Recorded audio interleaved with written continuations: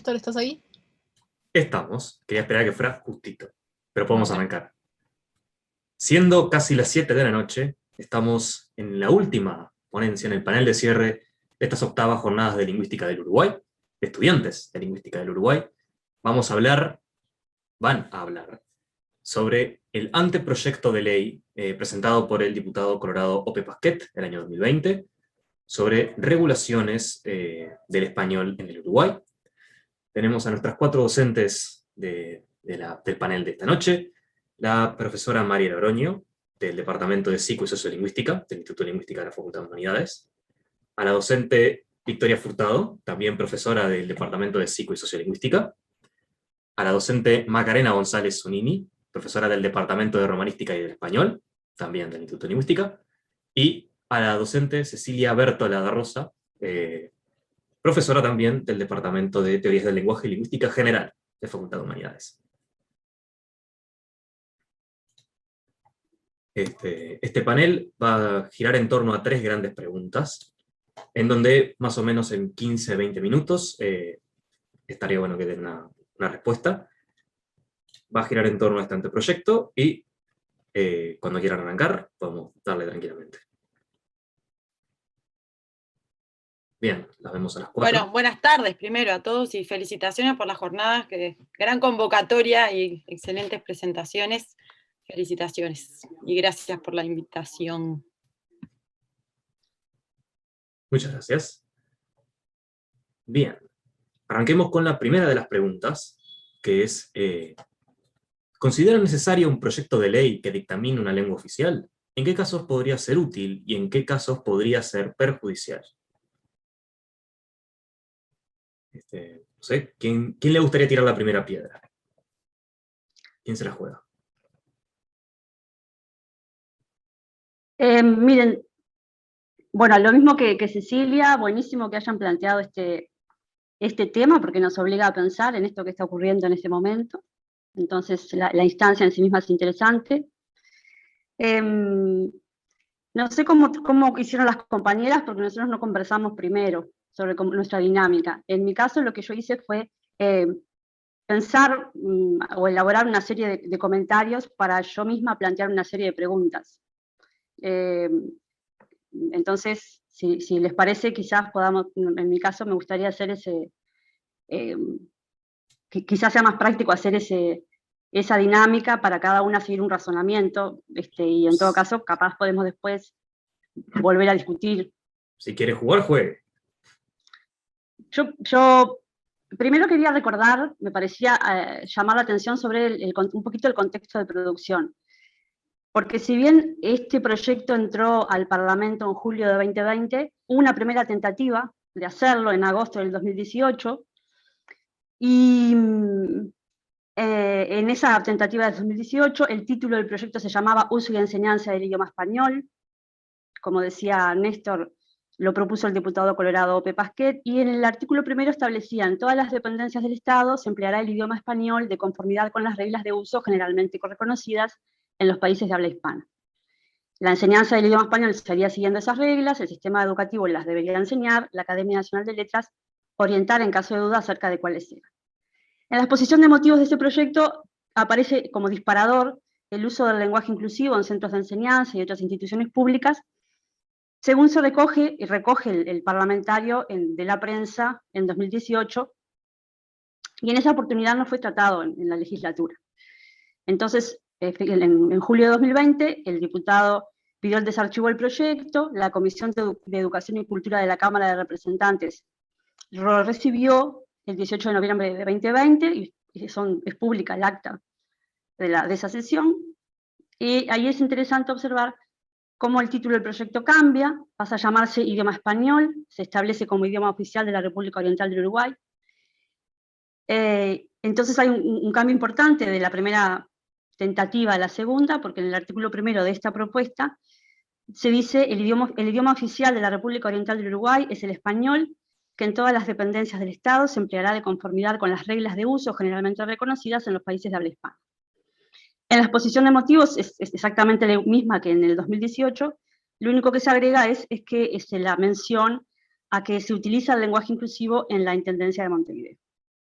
Se trata entonces, y esto me parecía interesante, de un caso en que un debate ideológico sobre el lenguaje en la prensa da lugar a una acción político-lingüística, a la propuesta de creación de una ley que establece el español, que propone establecer el idioma oficial como idioma oficial del país al español, y que regula su uso en las instituciones públicas.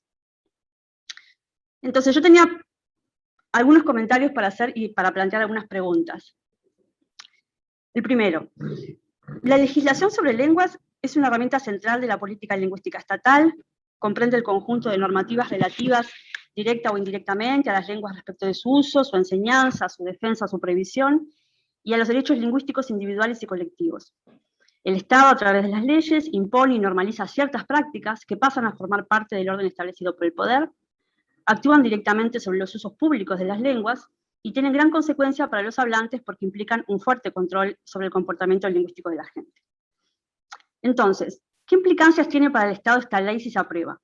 ¿A qué lo obliga y qué implicaría a nivel práctico? ¿Qué cosas hay que decidir y hacer para que se pueda o deba usarse ese español que debe seguir esas reglas que se mencionan? ¿Y cuál es para la gente? ¿A qué la obliga? ¿Y qué conlleva esa obligación en términos de lenguas y variedades propias diferentes al español e incluso al español ese que debe seguir esas reglas que se mencionan? 2. Una ley es un discurso que responde a ciertas condiciones de producción y cuya fuerza perlocutiva varía según la situación política del país, su composición social y étnica, sus creencias, costumbres y tradiciones. En este sentido es interesante pensar qué cambios hubo entre 2018 y 2020 que hicieron que en 2018 el proyecto no tuviera cabida, mientras que en 2020 entrara a discutirse en el Parlamento, así como los cambios entre una y otra propuesta. 3. El Estado ejerce lo que se conoce como control social, es decir, impone lo que se entiende como la normalidad del orden establecido, con su sistema de creencias colectivas, sus estereotipos sociales, prejuicios y actitudes. Esto se realiza no solo por medios coercitivos y represivos como las leyes, sino fundamentalmente por medios persuasivos, los aparatos ideológicos del Estado de Althusser. ¿Cuándo es necesario legislar entonces? Cuando se entiende que los medios persuasivos, no jurídicos, no alcanzan. Las leyes se establecen cuando el hábitus puede dar lugar, o está dando lugar, a prácticas no deseadas por el poder, o cuando se busca instaurar un orden nuevo en el marco de un proceso de cambio social. ¿Qué está pasando entonces?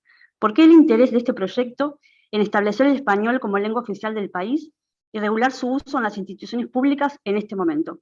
Porque hasta ahora venía siendo oficial de hecho. 4. Aunque como tales las leyes las elaboran los estados, organizaciones supraestatales, evidencian la existencia de otros actores de la política lingüística. Pueden responder a reclamos de grupos minoritarios que buscan reivindicar su lengua, o de grupos sociales que reivindican ciertos usos lingüísticos, e incluso responder a medidas de otros países. Estos grupos también pueden participar activamente de su elaboración, como podría ocurrir en la Comisión de Educación y Cultura si son convocados diferentes grupos de interés para aportar sobre el proyecto en cuestión. También en su proceso de discusión y aprobación, en el debate parlamentario como se encuentra el proyecto actualmente, se notan además las diferentes perspectivas sobre el tema entre los legisladores. ¿Este es un proyecto para dar respuesta a las propuestas de un colectivo en particular? 5. La legislación lingüística puede tener distinto alcance en cuanto a jerarquía y ámbito de aplicación, desde leyes nacionales hasta circulares de centros educativos, por ejemplo. El proyecto sobre el que conversamos se trata de un proyecto de ley con alcance nacional, establecería el español como lengua oficial del país, por un lado, y por otro lado regularía su uso en las instituciones públicas, no en instituciones privadas. Al proponer al español como lengua oficial del país, se planifica sobre el estatus de las lenguas. Como decíamos, hasta ahora venía siendo oficial de hecho, se usa en la administración pública, en la educación, en el ámbito editorial, en el ámbito de la traducción. ¿Es necesaria una ley que diga que el español es lengua oficial? ¿Cuáles son las otras opciones? ¿Qué implicancias habría para las otras lenguas habladas en el país, que además no se mencionan en esta propuesta? Al proponer que en las dependencias del Estado se empleará de conformidad con las reglas de uso generalmente reconocidas en los países de habla hispana, como dice el proyecto, se planifica sobre la forma de la lengua. Esto es llamativo para una legislación de máximo nivel jerárquico, porque generalmente ese aspecto se lo deja a legislaciones como resoluciones, circulares, incluso del sistema educativo, en donde además se remite a instrumentos lingüísticos como libros, manuales, diccionarios. De todos modos, no se caracteriza o define de algún modo ese modelo de ejemplaridad, solo se indica que no incluiría el lenguaje inclusivo. En este aspecto se deriva la Academia Nacional de Letras, que se legitima como única autoridad normativa. Los docentes son meros ejecutores o enseñantes de la norma. El sistema educativo es el lugar en que debe enseñarse esa variedad y la academia es la autoridad a la que debe recurrirse en caso de duda.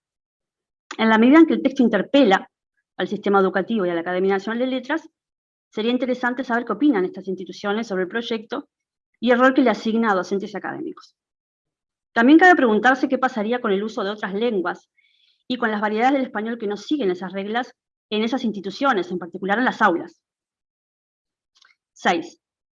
Las propuestas del proyecto están fundamentadas en ciertas representaciones sobre las lenguas, sobre su valor, función, importancia, a la vez que las transmiten al público.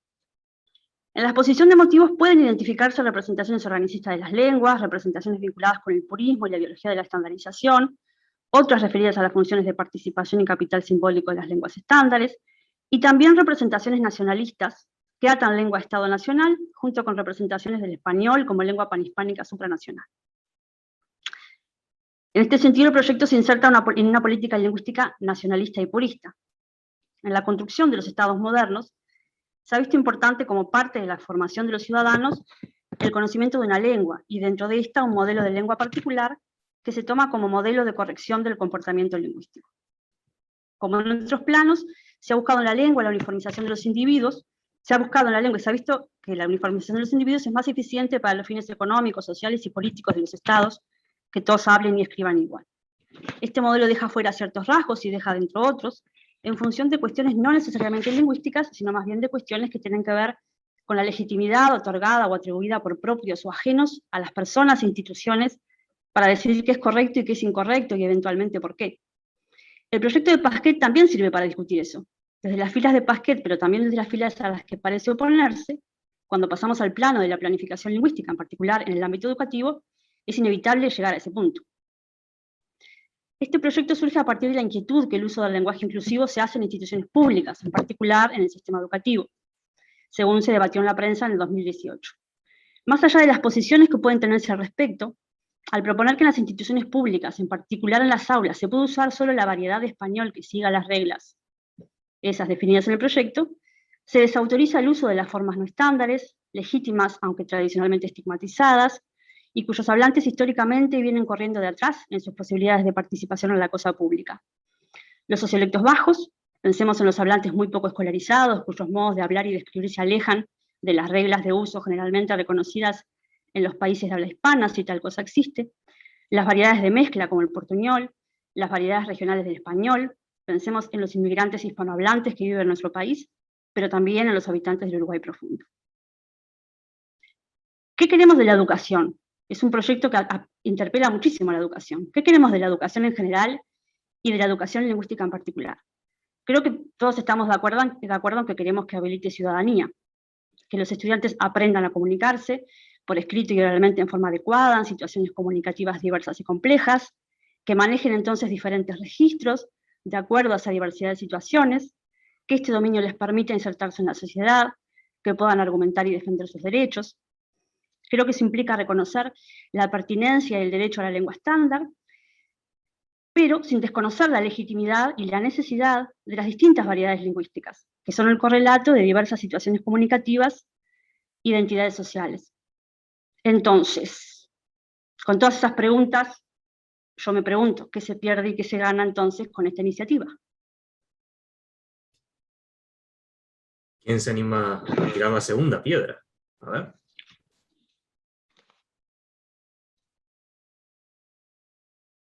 La veía que estaban bastante... Juegue. Convengamos que quedó difícil la pregunta para responder, ¿no? Es una pregunta bastante compleja, pero... Sí, yo ya me perdí un poco de la pregunta, pero creo que tenía que ver con cuándo es pertinente o no un proyecto de ley como este. Yo creo que más allá de la pregunta hay muchas cosas que dijo Mariela, por lo pronto, que creo que es lo interesante para retomar. Yo en realidad muy lejos de analizar así en minuciosidad como puede hacer Mariela respecto de la temática políticas lingüísticas en general o planificación educativa, quisiera como rescatar algunos conceptos que trajo Mariela, que son los que yo me quedé pensando para intercambiar respecto de esto, que es que creo que de proyecto lingüístico tiene poco y nada, ¿no? Como que acá hay una clara respuesta a un contexto político particular, a un grupo político, ideológico, social determinado. Hay como fuertes componentes de una política nada nueva, por algún lado, ¿no? Como una cuestión de homogeneización, una cuestión de purismo, una cuestión bueno, de mil cosas que me parece que tienen que ver con discursos, bueno, lo voy a decir así como yo lo pienso, ¿no? Muy de derecha y muy reaccionarios ante fenómenos sociales que surgen, que en realidad no están siendo analizados lingüísticamente desde ningún punto de vista.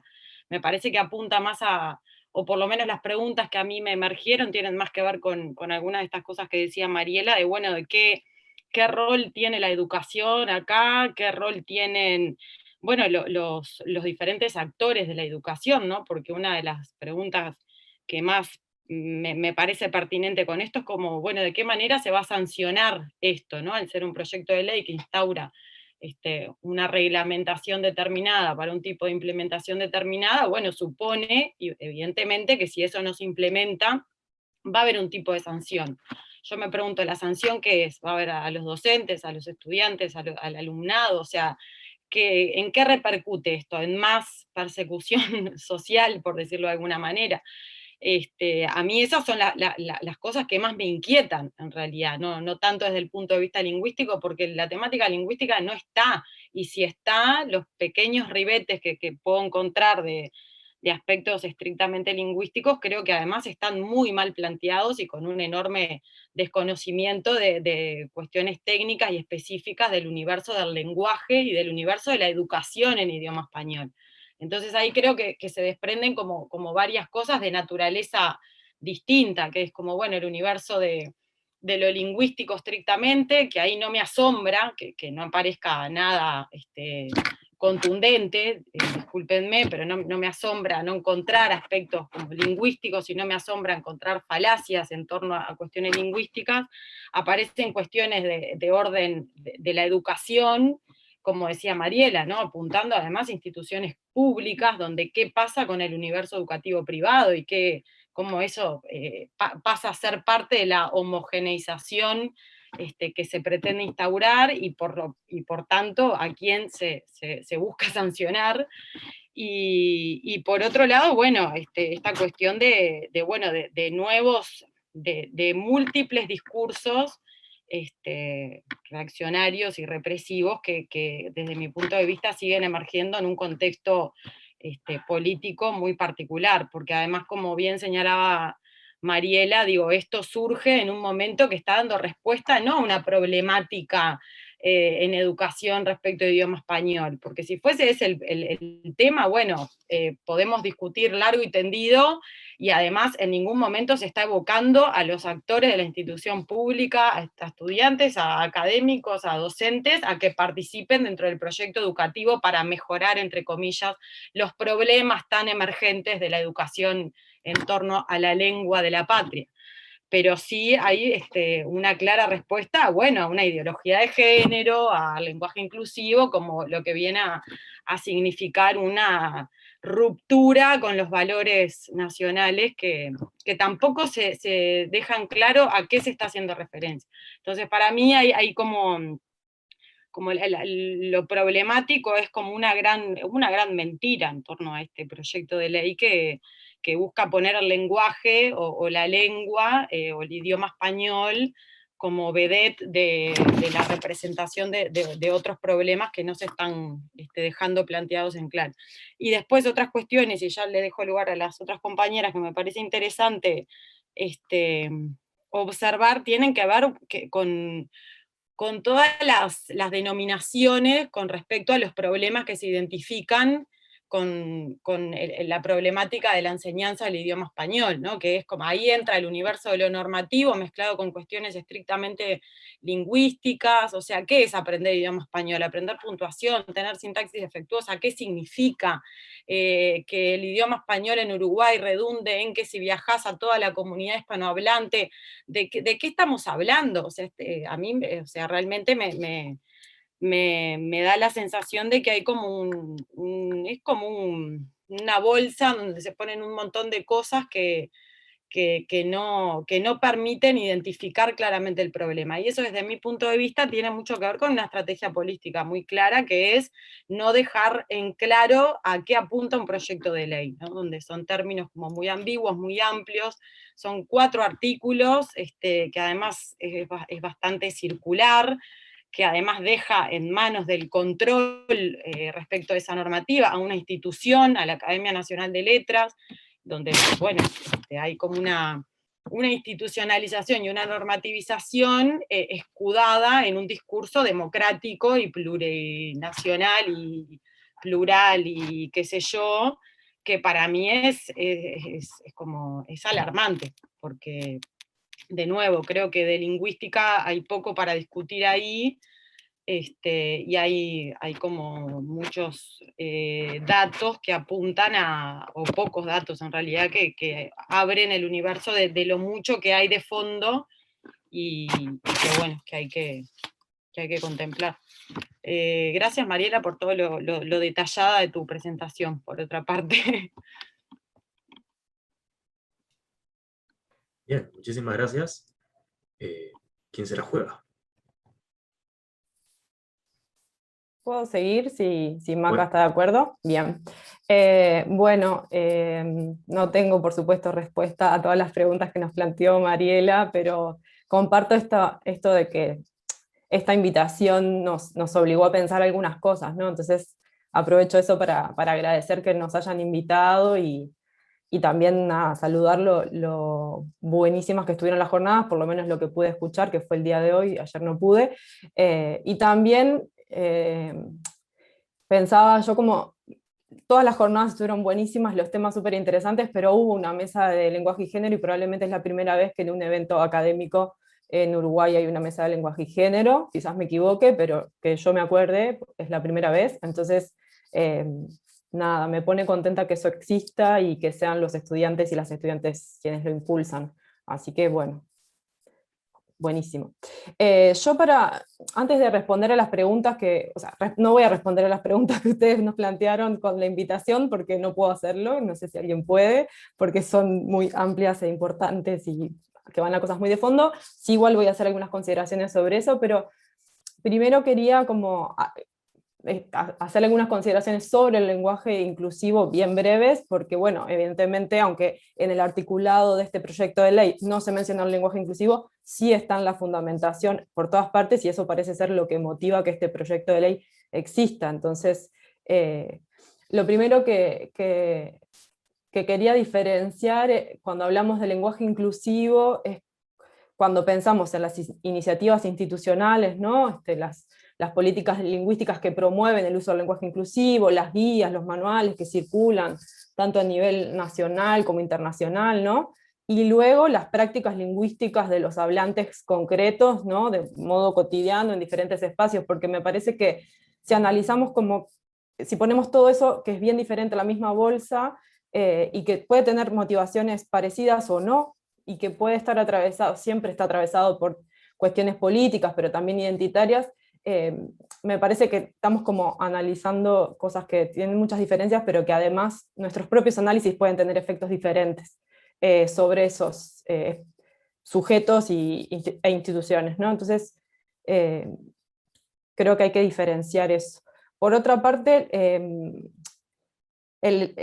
lo que a mí siempre me pareció interesante del lenguaje inclusivo, y por eso un poco intento estudiarlo, es que ubica al lenguaje y a la lengua como terreno de disputa política, ¿no? Entonces abre un montón de preguntas que podemos pensar desde la lingüística, pero que la trascienden absolutamente y que tienen que ver con las relaciones sociales, ¿no? Entonces me parece un tema que es polémico por eso, pero también súper interesante por eso.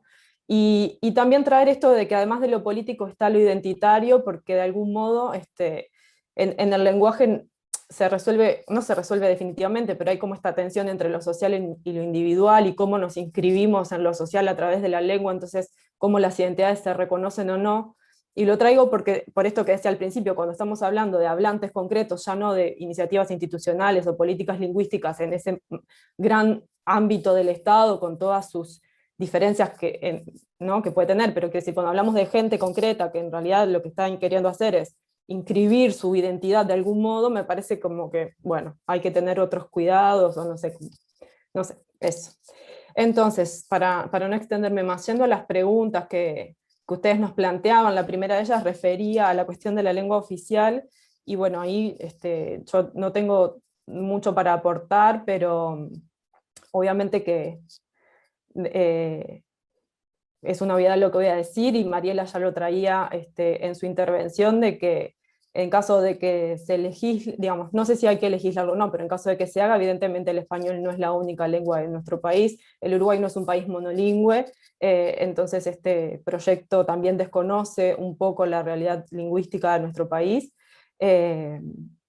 y bueno, con la excusa del lenguaje inclusivo en realidad afecta a otros colectivos, a otras comunidades de hablantes, y eso me parece bastante preocupante. Y por otra parte también desconoce que en realidad las propuestas del lenguaje inclusivo están pensadas por hablantes del español para el español. Nos pueden gustar o no las propuestas, pero en realidad no son un no español, son propuestas de acción sobre la propia lengua. Entonces, de algún modo decir que el español fuera la lengua oficial no excluiría que pudiese haber estrategias inclusivas, porque son planteadas por los propios hablantes de la lengua para la lengua, ¿no? Y para otras lenguas hay otras propuestas. A veces pueden ser análogas, pero quiero decir, no son un no español.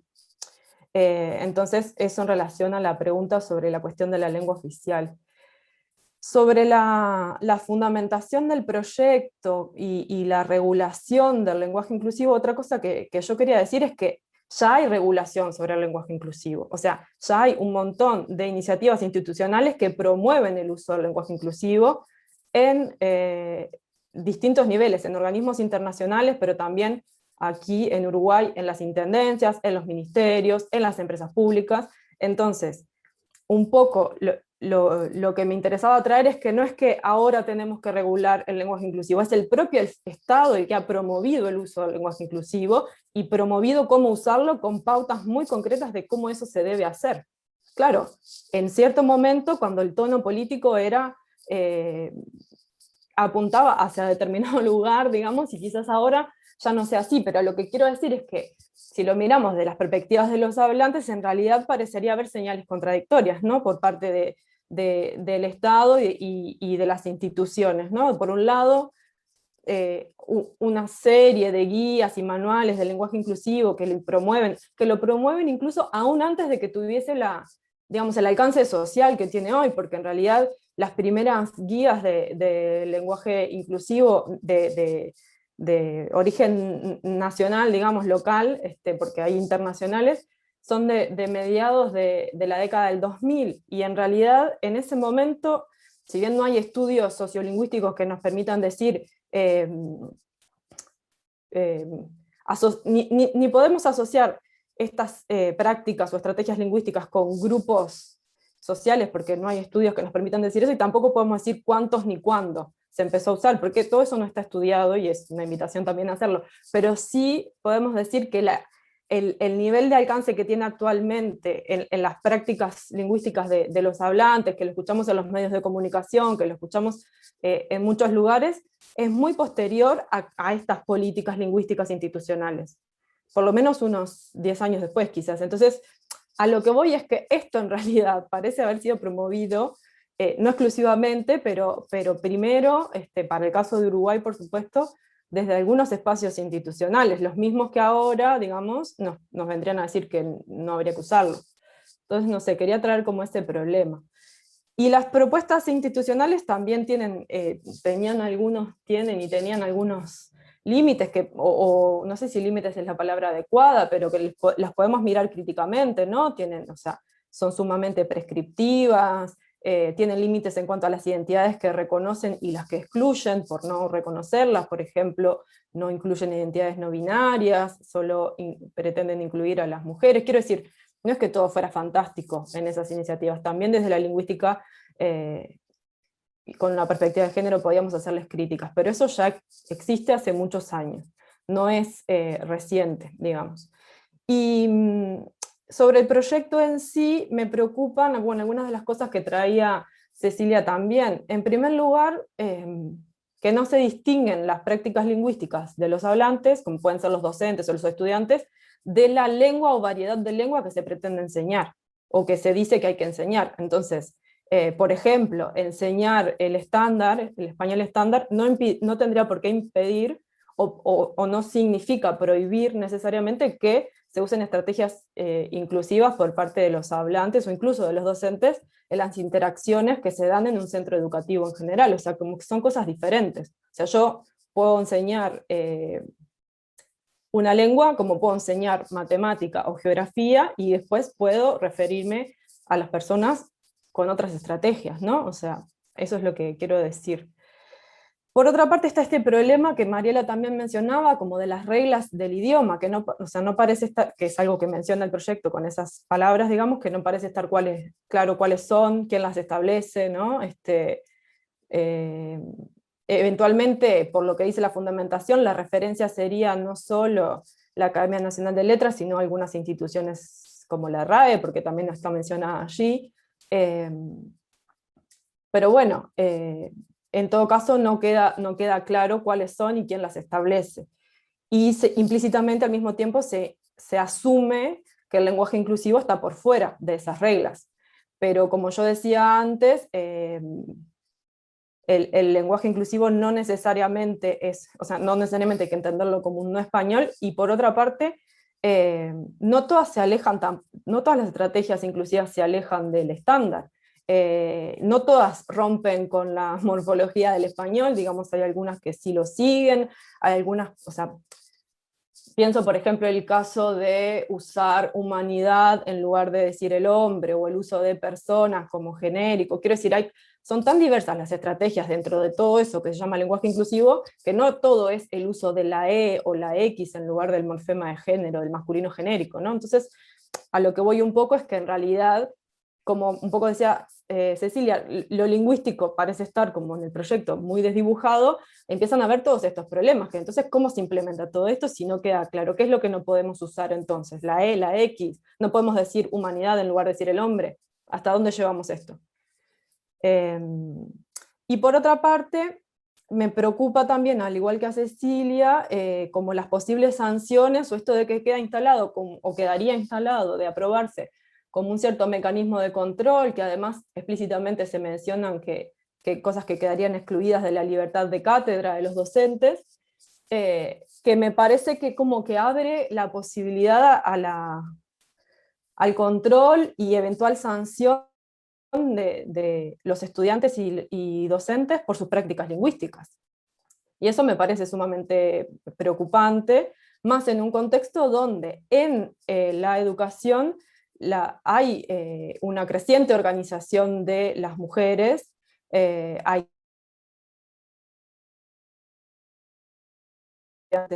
han organizado. Entonces, en un contexto donde las mujeres, no sé si tengo buena conexión, sí. Donde las mujeres que participan del ámbito de la educación están cada vez más organizadas, denunciando, por ejemplo, el sexismo dentro del sistema educativo, el acoso sexual, ¿no? La violencia y demás, más allá de todo lo que sucede a nivel social, pero estoy refiriendo exclusivamente a la educación.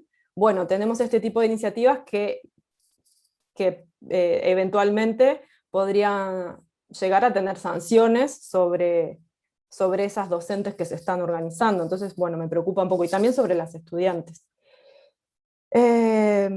Entonces, no me quiero extender mucho más, quiero llegar a decir algo sobre la tercera pregunta, pero para terminar con el articulado, otra cosa que parece al menos preocupante es que toda la fundamentación se base en un artículo de prensa, básicamente, ¿no? En esto de que lo lingüístico parece no estar tan presente. Bueno, hay como muchas referencias a una nota de prensa, y eso parece justificar que se vuelva a presentar este proyecto de ley. Y bueno, para referir entonces a la tercera pregunta que ustedes nos planteaban, que era sobre ustedes nos decían, la pregunta era algo así como si tenemos que nosotras como profesionales expresar nuestra postura en medios de de comunicación. Yo creo que sí, que eso es necesario, pero es súper difícil de hacer. Creo que tenemos que reconocer que es necesario, porque la producción de conocimiento que podamos hacer sobre estos temas, en realidad tiene, como toda producción de conocimiento, un sentido social, y también es posible, gracias a que la sociedad dispone de recursos para que eso suceda, para que ese conocimiento se produzca. También es cierto que es muy difícil abordar estos temas. A mí por lo menos me ha pasado que me han convocado a hablar de esto y siempre me resulta algo que me da muchos nervios, que me cuesta mucho, que nunca sé si termino de poderme explicar. Pero también hay otra dificultad, y esto es a lo que quiero ir, de que es un tema tan polémico, ¿no? Y tan complejo, que despierta como unas pasiones en la gente, ¿no? En la gente común y corriente, y en los periodistas y demás, que a veces es difícil poder hablar de esto sin salirse de ese lugar como de confrontación hacia el que todas las discusiones parecen ir en estos tiempos, ¿no? Pero para mí, una de las cuestiones por las cuales esto se vuelve muy polémico, no solo es porque pone cuestiones de género que, como decía Cecilia, parecen molestar en este momento en particular, sino también porque esto que yo decía hoy, de que el lenguaje inclusivo de algún modo pone sobre la mesa como las dimensiones políticas del lenguaje, y que la lengua puede ser también un terreno para la disputa política, en este caso para las luchas feministas, podríamos decir, eso inquieta muchísimo, porque entonces el lenguaje deja de ser ese lugar donde supuestamente todos participamos por igual y donde hay lugar para todos, y pasa a ser algo que, digamos, se rompe como con esa idea de contrato social, ¿no? Y se pone de relieve que la naturaleza política del lenguaje, y que entonces habrá sectores sociales que vendrán también a disputar en ese terreno, ¿no? Entonces, interpela, me parece, por eso, porque nos pone intranquilos en relación a cómo entendemos al lenguaje, ¿no? O sea, cuál es su naturaleza, y sobre todo esto de que no es un espacio que esté exento o que no esté atravesado por relaciones de poder, y que no tenga una dimensión política. Entonces, bueno, en ese sentido, de algún modo, no sé, creo que interpela también no solo a los políticos, a los periodistas, sino como a cualquier hablante, ¿no? Que de repente nunca se hizo la pregunta por estas dimensiones del lenguaje, y asumió naturalmente como que su participación en eso era, de algún modo, igualitaria, y esto viene a decir que no lo es. Entonces, eso es lo que quería decir. Bueno, tengo un montón más de cosas anotadas, pero dejo por acá. Macarena. Bueno, yo agradezco la invitación. Para mí es toda una novedad poder hablar de esto. De hecho, no es algo que sea parte de mi práctica docente ni de mi lugar de investigación, pero es apasionante sin lugar a dudas, y celebro estas jornadas. Muchas gracias por seguirlas haciéndolas, y que están buenísimas, el intercambio que se plantea. En cuanto al tema concreto de la ley, del anteproyecto de ley de Ope Pasquet, estoy de acuerdo con Cecilia en que tiene poco de lingüístico. Quisiera subrayar algo que creo que se esbozó por ahí, pero no se terminó de decir, es que viendo la ley, leyendo la ley, que como decía Cecilia, tiene una gran vaguedad conceptual, ¿no? En esto del idioma español, como decía Mariela y Victoria, que se desconoce, por ejemplo, el hecho de la existencia de otras lenguas en Uruguay, que de hecho yo, revisando la Ley General de Educación, la Ley 18.437, que es la que regula, entre las cosas que regula la educación lingüística, allí mismo ya se menciona dentro de la educación lingüística que todo estudiante tiene derecho a hablar en su propia variedad, ¿no? Como decía Mariela, y ahí reconocen el español del Uruguay, el portugués del Uruguay y la lengua de señas uruguaya. Esto, por ejemplo, concreto, que está en una ley de menor calidad, ¿no? Esto, o sea, de menor grado, no sería la Constitución, nuestra ley máxima, ya está estipulado en una ley, y esta ley constitucional la contravendría. Entonces ahí es como que les faltó estudiar esta partecita a Ope Pasquet la Ley General de Educación para que estén armonizadas, ¿no? Que es lo deseable en un Estado de Derecho, que las leyes estén armonizadas. También otra vaguedad conceptual que me parece entender, y sobre todo sale de la exposición de motivos de Ope Pasquet, es que en esa exposición habla mucho de la escritura. Entonces es como que centra todos sus argumentos para decir que se está hablando mal en nuestro país y que la educación no está haciendo algo al respecto, se focaliza en la escritura. Y para esto citan la Declaración de Montevideo sobre el estado actual de la enseñanza de la lengua española que hizo la Academia Nacional de Letras con otras academias, la paraguaya, la argentina y la chilena, de 2013, y es una declaración que focaliza exclusivamente en la escritura. Entonces aquí también, en esto de la vaguedad conceptual, Ope Pasquet dice, se habla mal español, cuando quizás lo que querría decir es que se ve que se está escribiendo mal entre comillas, español, y ahí cita cuestiones de las redes sociales, también, bueno, esto que decía Victoria, de la prensa. Entonces ahí está esta concepción, esta confusión entre las prácticas lingüísticas orales y la escritura, como si fuera todo lo mismo, cuando sabemos bien que la oralidad corre por un carril y la escritura por otro carril. También estoy de acuerdo con lo que se dijo de que obviamente esto es un proyecto político, y creo que no es menor que surja ahora, como decía Cecilia, en este momento actual, en esta legislatura, dando pelea a algo que se estableció en legislaturas pasadas, cuando sabemos que las legislaturas pasadas tuvieron mayorías de izquierda y ahora hay mayorías de derechas o de no izquierdas. Entonces no es menor que este anteproyecto se esté dando ahora, ¿no? En 2018 no tuvo cabida en la legislatura y ahora sí. No es menor que el ámbito político esté propicio para este tipo de anteproyectos. Eso como cuestiones más formales. Si hay algo que yo puedo rescatar de esa ley, como que me alegra que se ponga en una ley, algo así de Ope Pasquet, sería que la enseñanza del idioma español se impartirá en todos los niveles de educación. Divino. Yo con eso, así, le agradezco a Ope Pasquet que él quiera decirlo en la Constitución, me parece hermoso, y ahí entramos en otro terreno que es justamente del que no se habla en esa ley, quizás la ley no sea el lugar para hacerlo, la ley constitucional, sino en otros niveles, y es qué se está enseñando, porque en los programas de primaria, secundaria y nivel terciario aparece la enseñanza del idioma español, y ahí cambio el terreno de discusión a otra cosa, que es la enseñanza de la lengua. Entonces es como que hay mucha cosa metida ahí adentro y como que se despacha rápidamente y con mucha vaguedad.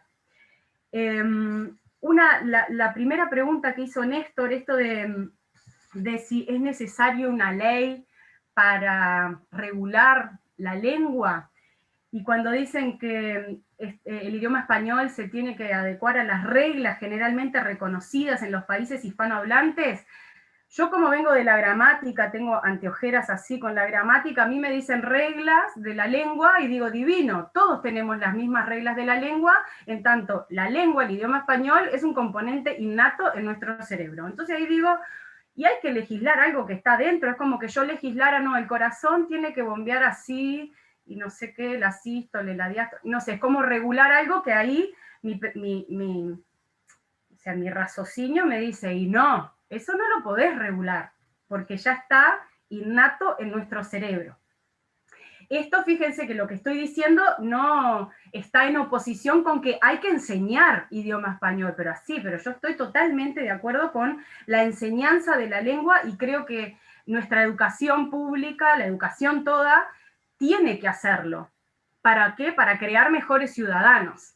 Entonces, si yo puedo expresarme de buena manera y puedo interpretar de buena manera, es gracias a que la educación me da otro de los registros que también ve la lengua. Y acá me uno con Mariela con qué registros tiene que enseñar la educación. Bueno, yo sí creo que el registro formal se aprende en la educación. En mi vida diaria yo no estoy utilizando todo el tiempo el registro formal.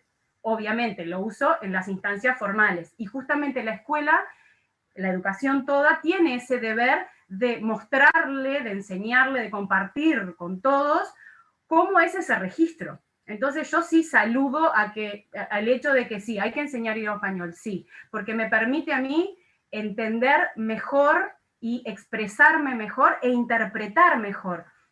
Y acá en esto que decía Victoria, me parece que ibas para otro lado, pero te tuerzo un poquito, Victoria, a ver, creo que no era lo que querías decir, pero me aprovecho un poquito, en esto de que con la lengua participamos todos por igual, ¿no? En este constructo social. Es como que yo podría decir que sí, porque todos lo tenemos innato en nuestro cerebro, aunque lo que tenemos innato sería más bien como lo sintáctico y no tanto lo léxico, ¿no? Lo léxico crece en mí gracias a que me expongo a distintas situaciones que me dan léxico, pero creo que no participamos todos por igual y creo que la educación o la enseñanza, la educación lingüística me permite, me facilita y me permite ganar en participación. Porque si yo no estoy, no como decía Mariela, altamente escolarizada, y yo voy a leer algo medio formal y no sé si lo voy a terminar de entender. Y creo que sí es un deber de la educación habilitar a los niños, a todos, a niños, adolescentes, adultos, todos, a que yo pueda interpretar y poder expresarme mejor en mi propia lengua. Me parece, Victoria, que no ibas por ahí en esto de que participamos todos por igual, pero me sirvió como para ir hacia mi argumento de estoy súper a favor de la educación lingüística, obvio, o sea, obvio que creo que todos estamos a favor de esto, estoy diciendo algo como de perogrullo, creo que es la educación pública, la educación la que lo tiene que hacer, y no sé qué tan, decía por ahí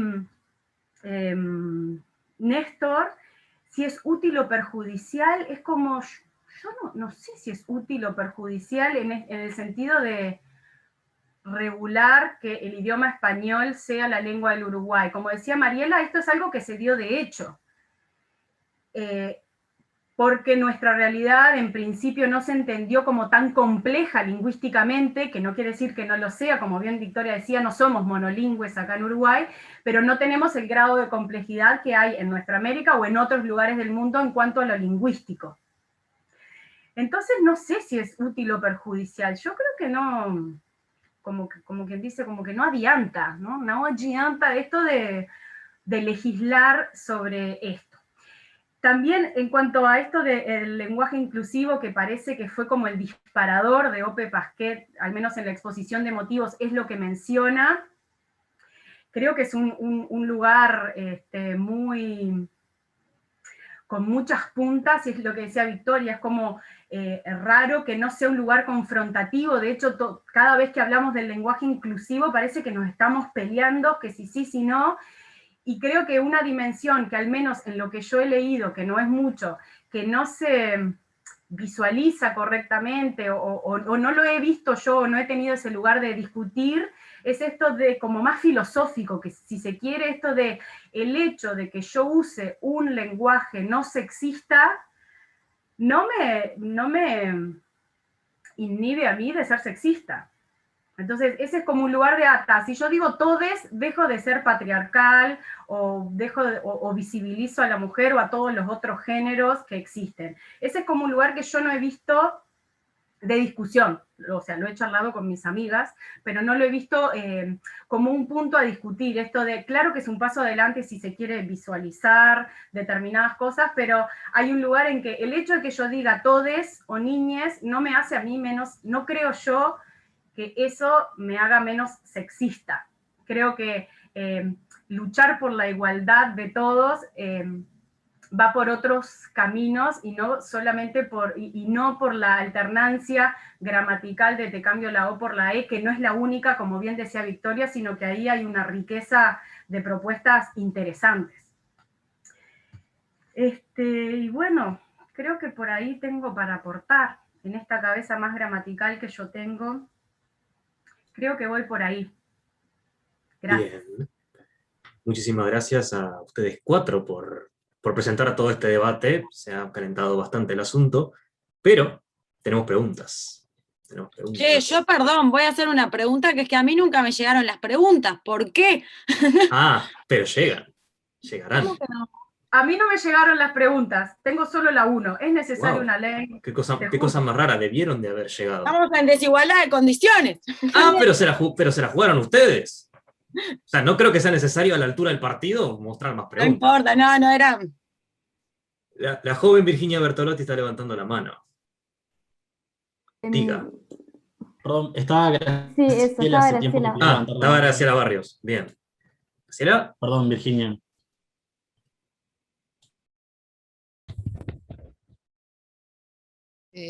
¿Hablo yo? No entendí.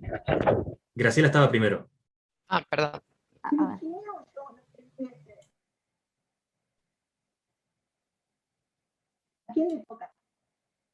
No se le escucha, Graciela. Graciela, ahí está.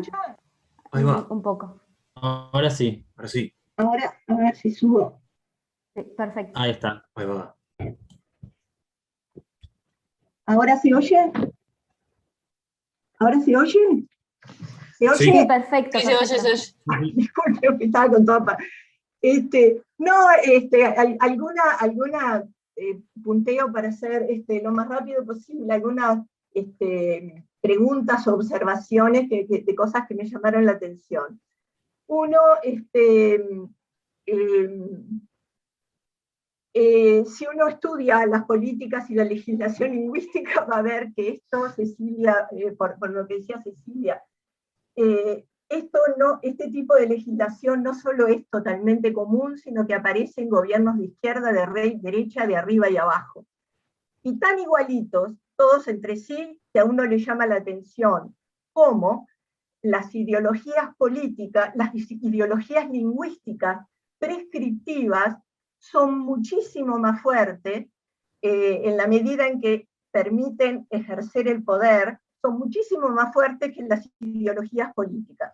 Y hay estudios, incluso nosotros ahora nomás en el último curso que dimos de maestría, comparamos, por ejemplo, un proyecto de ley de distintas partidos políticos en distintos lugares y terminan teniendo una estructura igualita.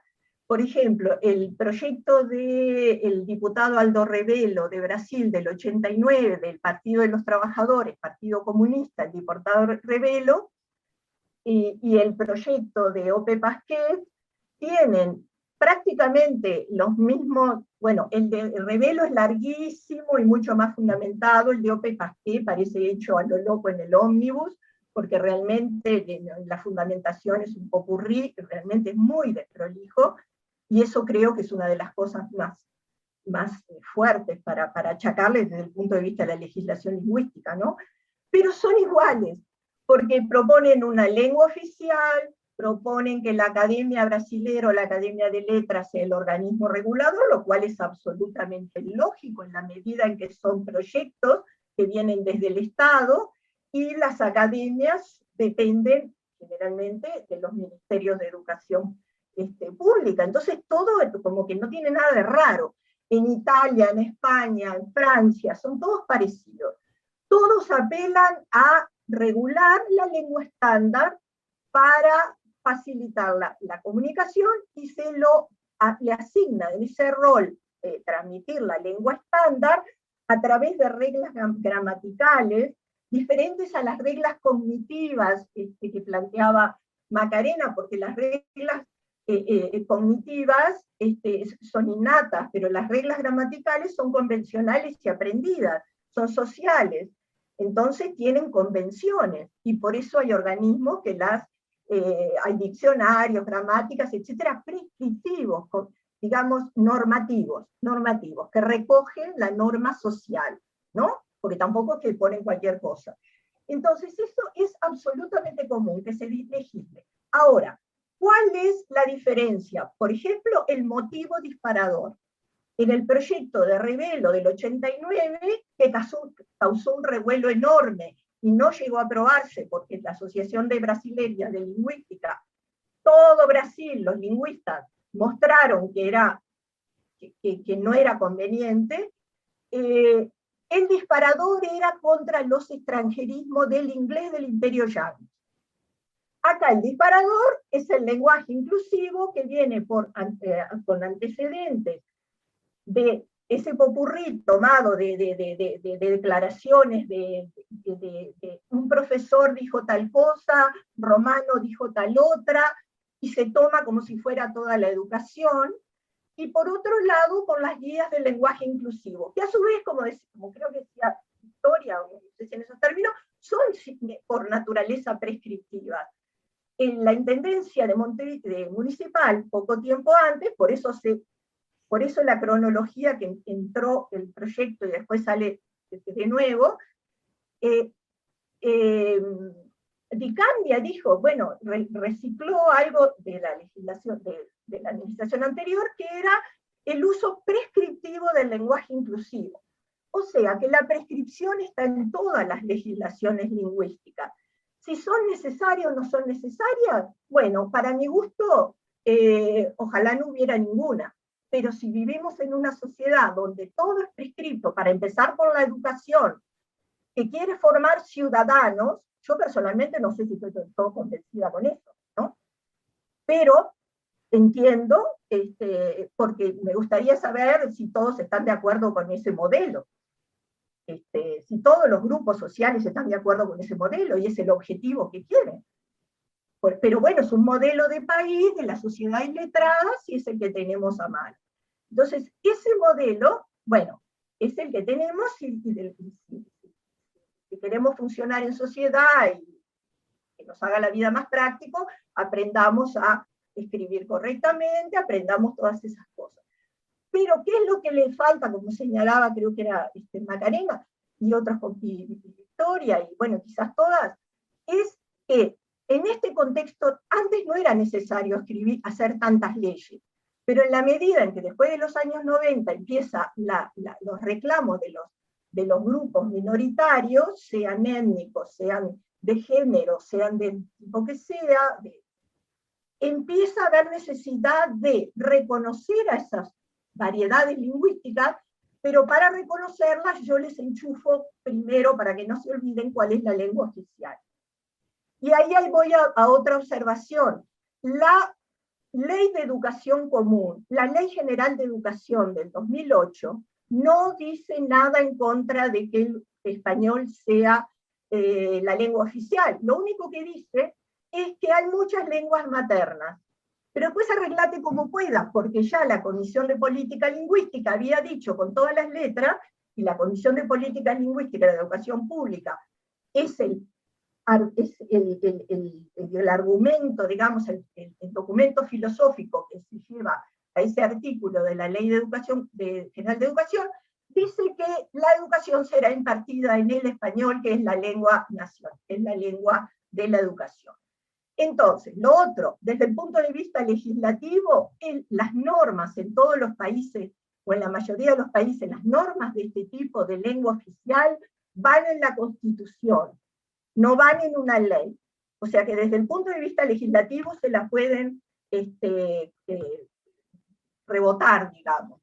Y lo otro es que una cosa son las prácticas lingüísticas de los grupos, de todos nosotros, en tanto que nos identificamos más o menos circunstancialmente o permanentemente con ser mujeres, con ser abogados, o con ser planchas, o lo que sea, manejamos como identificador de nuestra, digamos, como marcador étnico, o de sexo, lo que sea, hablamos como se nos canta. Pero la diferencia es cuando el grupo tiene aspiraciones de que el resto de la comunidad haga lo mismo. Entonces, lo que acá creo que es un tema interesante para discutir es el conflicto entre lo habitual de la norma de usar el español, no sé qué, y por otro lado la aspiración de un grupo, en tanto que esos marcadores identitarios sean adoptados por otros grupos, sean o no partícipes de las mismas aspiraciones, etcétera, ¿no? Entonces, solamente eso ocurre cuando los grupos, los actores sociales, los movimientos sociales, están en condiciones de hacerlo. ¿Y cuando están en condiciones de hacerlo? Cuando tienen la capacidad de movilización, de poder y de repercusión mediática. En el caso de la frontera, el portuñol, que es más de toda la vida, no ocurre lo mismo. Podría haber ocurrido, pero no ocurre. La reivindicación va por otro lado, por escribir literatura en portuñol, por ejemplo, o por hacer un movimiento de patrimonialización. O sea, los grupos sociales canalizan sus aspiraciones lingüísticas de distintas maneras, para que de afuera los reconozcan con particularidades. Los planchas, en su momento, tuvieron ahí incluso una visibilidad política con el Peluca en el Partido Colorado. Después se murió el Peluca, y ahora los planchas no tienen ninguna cosa prestigiosa, digamos, que alguien les pueda reconocer, salvo hablar mal, ¿no? Entonces, un poco disculpen, era un poquito eso, por eso, en esa vía, no sé si había alguna otra cosa, pero... Te queremos, Graciela, pero tenemos que continuar. Siguiente, Virginia Bertolotti, ¿puede será? Sí, muchas gracias. Súper interesante la discusión. Quería comentar dos reflexiones. O sea, no voy a hablar de la ley Pasqué. En su momento la miré con atención y escribí algunas cosas que no publiqué ni publicaré sobre ella. Quería contarles que, ya que lo aludieron tantas veces, el plenario de la Academia Nacional de Letras, que yo integro, discutió largamente sobre esta ley. Durante 2 sesiones, una sesión especialmente dedicada a esta discusión. Quería contarles también, bueno, no les puedo contar obviamente las discusiones del plenario porque son cerradas, pero que básicamente todos los argumentos, menos uno de Cecilia y uno de Victoria, que se expresaron aquí, estuvieron presentes en esa discusión, donde, bueno, como también podrán suponer, no había una opinión única ni monolítica, si no nos hubiera llevado 2 sesiones trabajar sobre esto. Entonces quería contarles eso, por un lado. Responder, ahí sí, independientemente de la ley, a la pregunta de si es útil declarar el español como lengua oficial, o si puede ser perjudicial. Yo creo que sí que puede ser perjudicial, porque la burocracia, tiende siempre a ser excluyente, y me imagino perfectamente, o sea, una persona que hablante de español rural que va a hacer un trámite y a quien no atienden porque no habla español. Eso seguramente suceda en caso de que tengamos una legislación de este tipo. Y por último, quería decirles que en esta discusión, y lo conversamos bastante con Magdalena Coll, que es docente del Instituto de Lingüística. Bueno, para los jóvenes lingüistas, yo siento el Instituto de Lingüística como mi casa, porque me crié ahí y dediqué un montón de años de mi vida al instituto, a trabajar al instituto. En realidad lo que veíamos, la reflexión que nos motivaba toda esta discusión, y en principio mucha, pero que enseguida se diluyó porque apareció otro hecho político más relevante para discutir repercusión mediática de esto, es, o sea, ¿qué es lo que hemos hecho mal como Instituto de Lingüística cuando, digamos, estas cuestiones que para cualquier persona con formación en lingüística son tan evidentemente vagas o contradictorias o imperfectas, o sea, no son percibidas rápidamente por el conjunto de la sociedad, y esto, digamos, se sigue alimentando como algo posible. Entonces, es muy difícil ir a los medios. Yo estoy totalmente de acuerdo con Victoria, o sea, es un tormento, es un tormento además después, porque después lo que recoge el medio, la forma en que titulan, también es una situación muy incómoda, y en realidad lo que estamos pensando con Magdalena, y de hecho lo vamos a hacer este año, ahora no me acuerdo, tengo anotado en algunas de mis libretitas el título real, pero es algo así como un curso que se llama La lengua explicada para periodistas, una actividad de extensión en coordinación con la Asociación de la Prensa del Uruguay, porque nos parece que ese de repente es un buen camino, porque en este tipo de instancias en las que estamos ahora, que aprovecho para hiperfelicitar, o sea, no me alcanzan los adjetivos del español para felicitar a los organizadores por algo tan bien hecho, tan bien pensado y tan bonito además estéticamente. O sea, las cosas que nos digamos entre nosotros, o sea, no sé cuánto colaboran con la educación lingüística de los ciudadanos, o sea, que es obligación, por supuesto, del Instituto de Lingüística y también de la Academia Nacional de Letras. Gracias por dejarme intervenir. Muchas gracias, Virginia. Germán quería hacer una pregunta también. No sé si anda por ahí.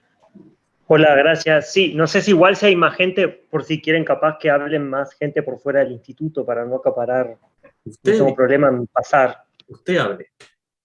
Bueno, hablo rápido. Pero primero, muchas gracias. Estuve escuchando ayer y hoy y retomo un poco lo que decía Macarena, de agradecer que hayan mantenido la continuidad de la GELUS, en mi caso y otros compañeros que estuvimos en las primeras ediciones y sabemos lo que cuesta armarla, sobre todo en este contexto. Así que bueno, mis felicitaciones por toda la organización y por lo bien que han salido. No, me quedé pensando un poco, no tengo nada para preguntar específicamente, así que ya es una desilusión lo que voy a decir, ni nada para aportar, pero me quedé pensando un poco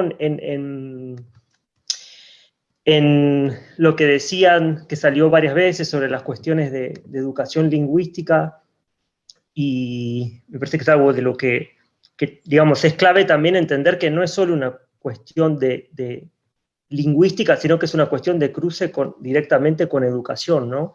Y que atañe a un tipo de lingüística y a un tipo de lingüista que no es mejor ni peor, pero que le interesa el trabajo con la educación, que eso ya es ya más difícil también llevarlo a los medios, como decía Virginia y Victoria.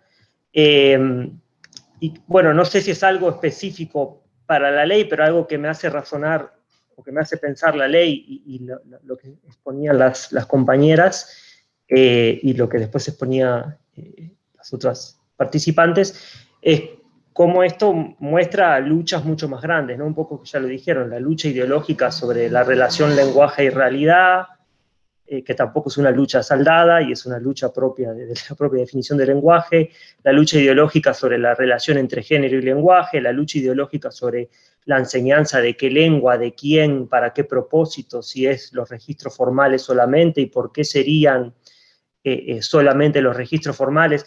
Pero creo que también lo que está bueno de eso es que nos hace reflexionar que también yo no sé si hay tan claramente una noción de educación lingüística detrás de estas cosas. De hecho, tendería a pensar que no, o por lo menos no es una noción de educación lingüística pensada para formar ciudadanos con ciertas características. En tanto, de por sí, si el foco pedagógico, digamos, la ley va hacia otro lado, pero trata cuestiones para la educación. Entonces, si el foco pedagógico no es cuestiones más, por ejemplo, de reflexión metalingüística, sino más bien es regular el uso, pero regular el uso sin pensar que en realidad puede ser mucho más provechoso, sea cual sea la ideología que tenemos y la postura personal que tengamos frente al lenguaje inclusivo, por ejemplo, mucho más provechoso, ciudadanos que son capaces de reflexionar sobre los usos lingüísticos, los posicionamientos que implican esos usos lingüísticos y las maneras de establecer relaciones sociales sobre eso,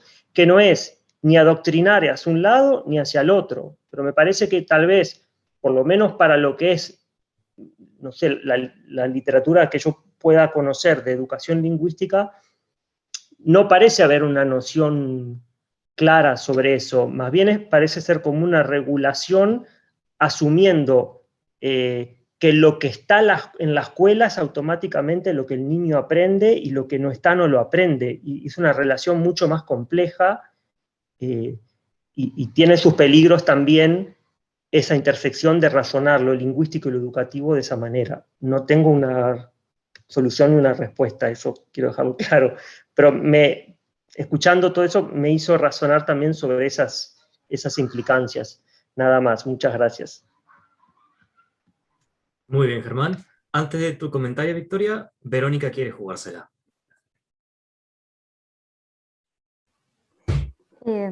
Bueno, primero que nada, muchas gracias, porque ha sido muy enriquecedor, la verdad, el intercambio. Y hay algo que mencionaron varios de ustedes hacia un lado y hacia el otro, fue el concepto de ciudadanía, y que ahora Germán lo trajo y me dejó como perfecto. Para lo que yo quería preguntar, ¿qué es esto? Bueno, que se habló como de generar mejores ciudadanos a través de la educación o de la escuela, y yo me pregunto si realmente, o sea, ¿cuál es nuestra concepción de mejores ciudadanos? Si no sería, si es que, bueno, mejor ciudadano es quien mejor hable o quien mejor siga las reglas de la lengua estándar, o si es mejor ciudadano una persona crítica, que pueda, bueno, esto, que tenga una visión crítica de la sociedad en la que vive, que pueda actuar en consecuencia. Esa era mi pregunta, era como la tiro para que la discutan. Gracias.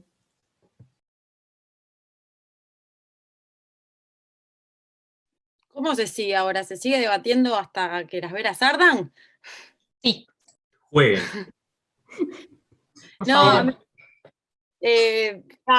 mil cosas, ¿no? Mil, pero esto retomando lo que dice la compañera recién, a mí ese concepto de mejor ciudadano y cómo aparece, ¿no?, la ciudadanía en todo esto, me parece que eso sí no es nada nuevo, ¿no? Como de nuevo, a mí me parece que acá hay cosas que son como, no sé, estrategias políticas como de larga data, y esto de la mejor ciudadanía o no, en este caso asociado como algunos aspectos lingüísticos acá, aunque no por todo lo que decíamos, es como una cuestión de discriminación como tácita permanente, ¿no? A partir de este juego de la ciudadanía, la laicidad, la democracia, y en realidad de fondo hay como una cuestión estratégica de discriminación permanente. Yo estoy un poco radical hoy, perdón, pero es eso, es como un lenguaje tan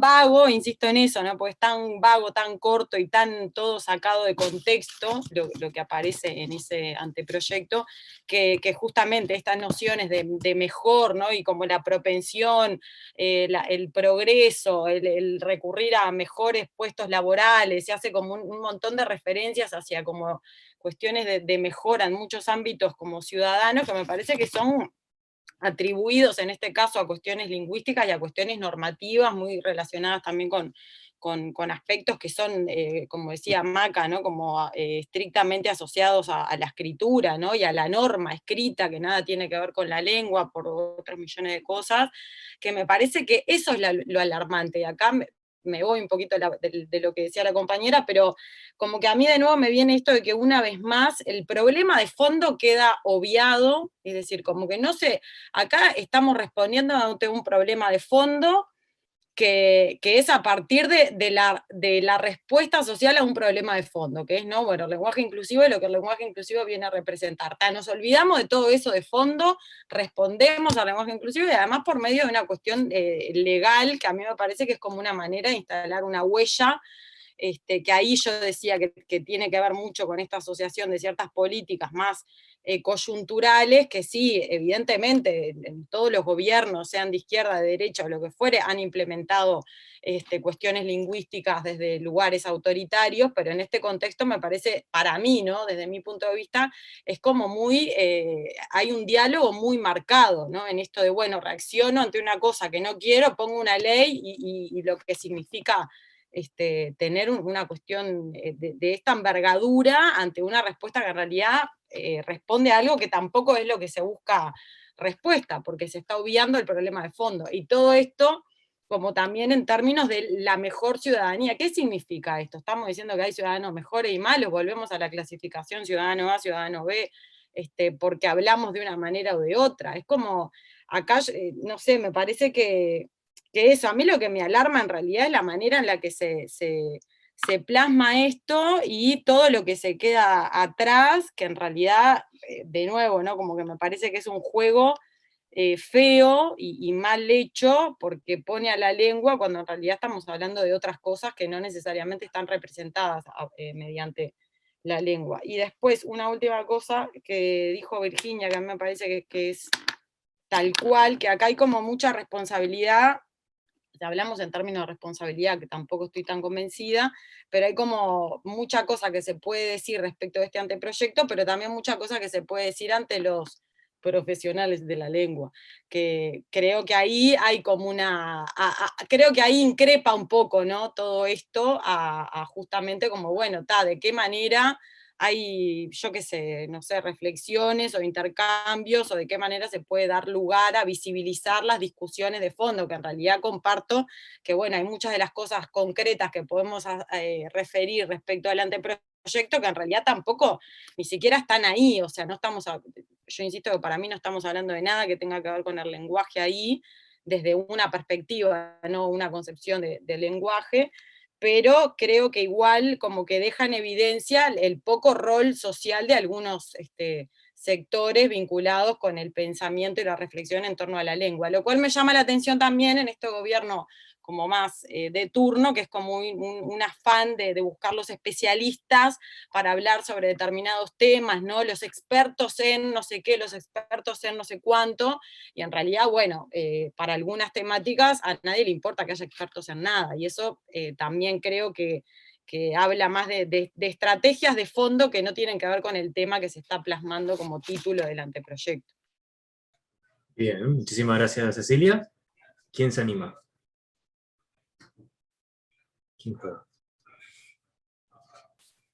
No sé si es animarse, simplemente volver a repetir que, digo, en 2 horas no vamos a solucionar, en 1 hora, que hablamos 15 minutos cada uno. Lo que es evidente es que hay incluso entre nosotros diferentes perspectivas, diferentes énfasis en uno u otro aspecto, y eso es lo interesante. Digo, lo interesante me parece de esta mesa es eso, poner sobre la mesa, valga la redundancia, esto que está ocurriendo en este momento, en una situación en la que estamos distraídos en nuestra vida cotidiana y nos pasan camiones por adelante, sobre decisiones que se están tomando sobre diferentes cosas, y como lingüistas, está bueno que prestemos atención a esto, discutamos entre nosotros, y hacia afuera, qué podemos aportar sobre esto.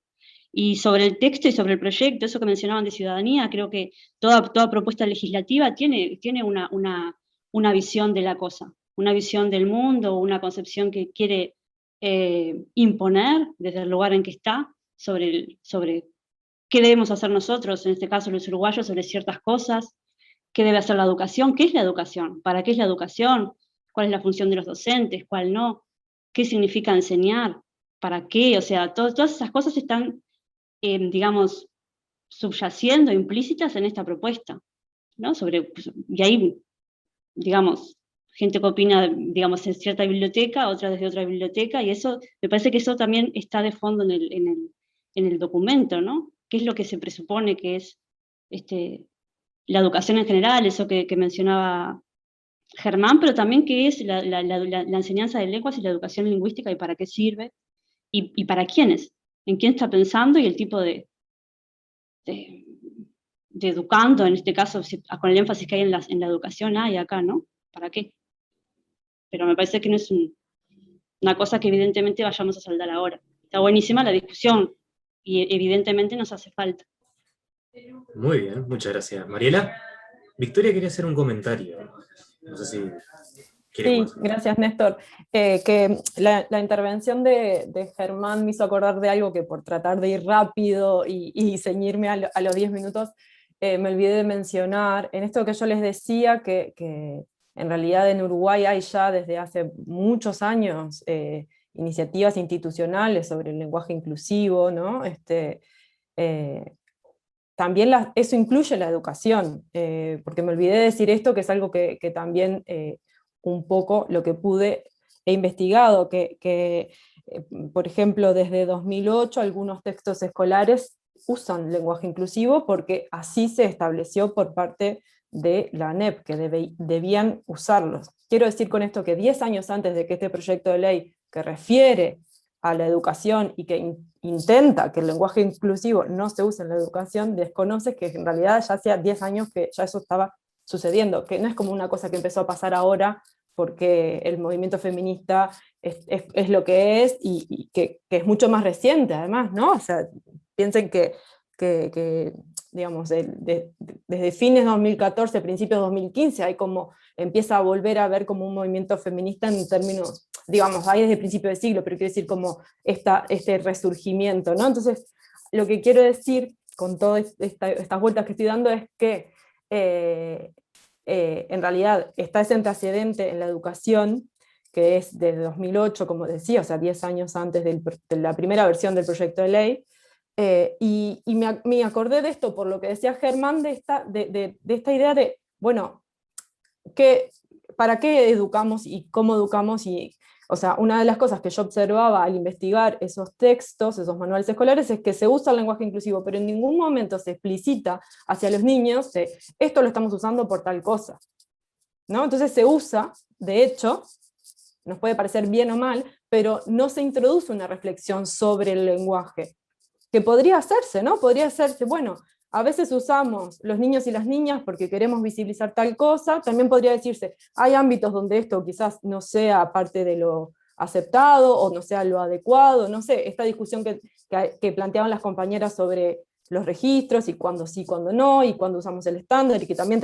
necesitamos de manejar el estándar para acceder a ciertos lugares, pero lo que quería llamar la atención es sobre esta cuestión de que aun cuando se usa en el ámbito de la educación el lenguaje inclusivo, no se introduce una reflexión sobre estos aspectos lingüísticos, ni sobre cualquier otra estrategia práctica o variedad lingüística, ¿no? O sea, se naturaliza. Entonces, eso, también podríamos pensar en una educación lingüística que visibiliza otras variedades, que ponga estos temas sobre la mesa, que también sepa decir que no es lo mismo hablar en una entrevista laboral que con la vecina en la esquina, ni en la asamblea de no sé qué, ¿no? O sea, pero todo esto como que también se invisibiliza, aun cuando se utilizan las estrategias inclusivas. Quería decir eso que me había olvidado.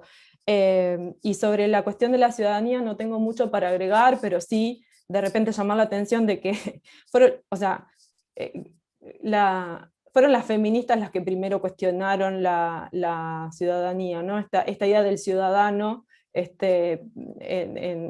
inmediatamente después de la Revolución Francesa, ¿no? Y son también ahora o sea, ahora no, desde los años 70, las feministas las que están diciendo, así como antes no estábamos por ejemplo, la posibilidad de votar o lo que fuera, o en la idea de ciudadano era un ciudadano hombre, bueno, eso es como la primera ola del feminismo. La segunda ola del feminismo de los años 70 fue la que instaló este problema sobre el lenguaje, porque lo instaló sobre todo la producción simbólica y cultural, ¿no? Entonces, de algún modo lo que quiero decir es que parece estar todo vinculado, porque ¿qué es un buen ciudadano? Y bueno, un buen ciudadano, en primero que nada, era un hombre, ¿no? Entonces, y eso no deja de estar presente en estos debates. La noción misma de ciudadanía es una noción que tiene un trasfondo ideológico, así como la idea de que el lenguaje es algo que nos representa a todos y que no está atravesado por relaciones de poder, porque parecería estar por fuera de la sociedad y ser solamente un conjunto de normas, también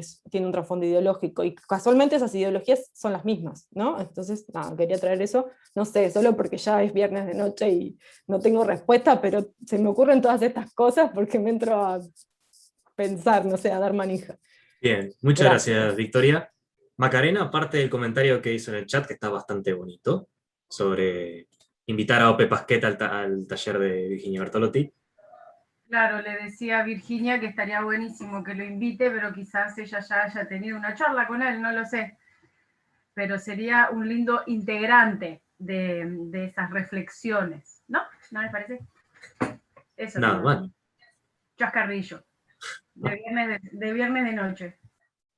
Bueno, no está mal, y como viernes que noche que es, agradezco personalmente y de la parte de la organización de la 8ª Jornada de Estudiantes de Lingüística del Uruguay que se haya dado este debate, que se haya creado esta mesa y hayan ustedes aceptado estas reflexiones y todo este trabajo que se ha hecho.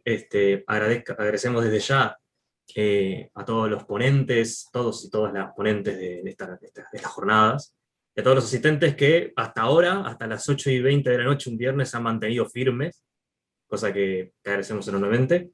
Y personalmente agradezco a mis compañeros y amigos de la organización que hicieron un excelente trabajo. La verdad, muchas gracias, y nos volveremos a ver. Dentro de 2 años nos volveremos a ver. Serán otras caras, otros debates, otros asuntos, pero siempre estaremos acá. Muchas gracias.